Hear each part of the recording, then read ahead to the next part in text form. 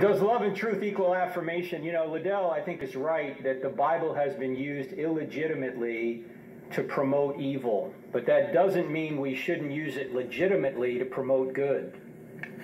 And in fact, the first reason that love and tolerance do not equal affirmation is because, as Dr. Brown just said, the Bible writers didn't affirm, but they opposed sin. Here's just a short list. They spoke against idolatry, unrighteous anger, self-righteousness, unbelief, failing to do good, violating the Ten Commandments, putting yourself first, ignoring and exploiting the poor.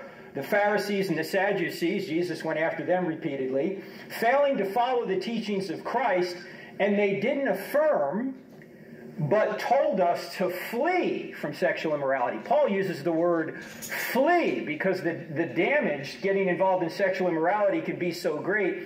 And I know people will say, well, Jesus never talked about homosexual practice. No, he did. When he referred to sexual immorality as what making somebody unclean, that category of sexual immorality included any sex outside of the marriage between a man and a woman. It included it all. Premarital sex, adultery, homosexuality, bestiality, rape. Everything that is other than sex between a man and a woman was considered sexual immorality. I mean, it would be like saying, well, Jesus never spoke against felony home invasion.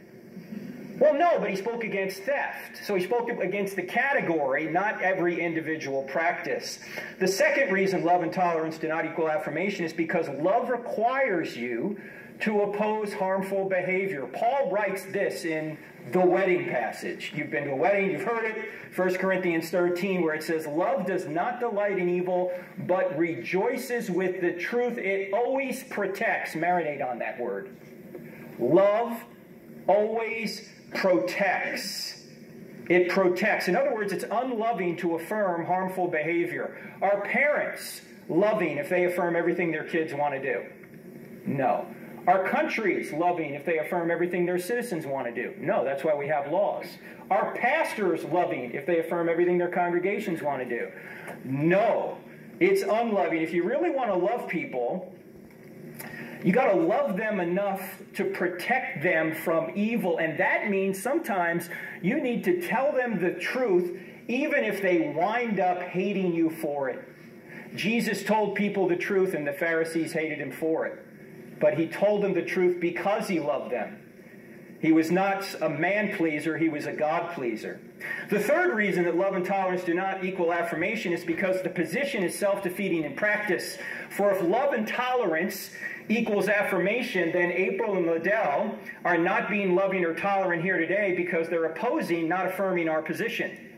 You see, this is a self-defeating position. To say that you must affirm every single position, you couldn't do so. They, because it's a debate, are not affirming our position. Now, those are three reasons why love and tolerance do not equal affirmation. Now let me drill down into some more points that deal with the issue of sexual immorality here. And the first reason, or the first point I want to make is it's harmful to violate God's design and commands. Even the CDC, the Centers for Disease Control, which by the way has been politicized, it's generally pro-gay, even they cannot deny the scientific evidence that reveals serious health consequences for people who engage in homosexual practice or transgenderism. In fact, you may have seen recently that tragically, the suicide rate for transgendered individuals after sex reassignment surgery is 20 times higher than the general public. I don't think that is all due to the fact that people ostracized them. They had an issue before they even got the surgery, and tragically, the suicide rate is so high. The second point here is that affirming what the New Testament calls sin is serious enough to get one excommunicated from the church. If you read 1 Corinthians 5, Paul actually excommunicates someone who says he's a Christian, yet he's having an illicit affair with his father's wife. Paul says, expel the immoral brother. Why does he say that?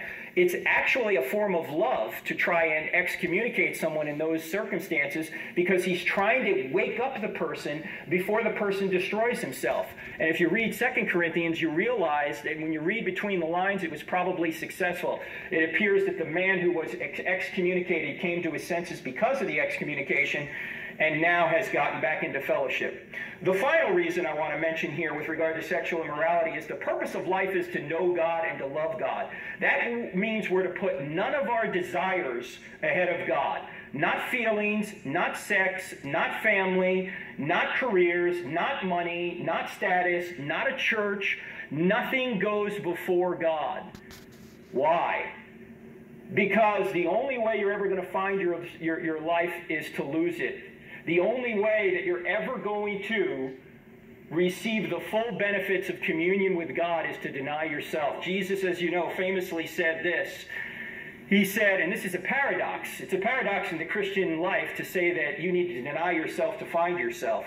But he said, if anyone would come after me, he must deny himself and take up his cross and follow me. For whoever wants to save his life will lose it. Whoever loses his life for me will find it. What good will it be for a man if he gains the whole world, yet forfeits his soul? Now, I'm not up here to say that I have all this in order myself. I don't. I have idols that get in the way of God all the time. So I'm not here to point fingers over at our friends over here to my right. This is a warning for all of us.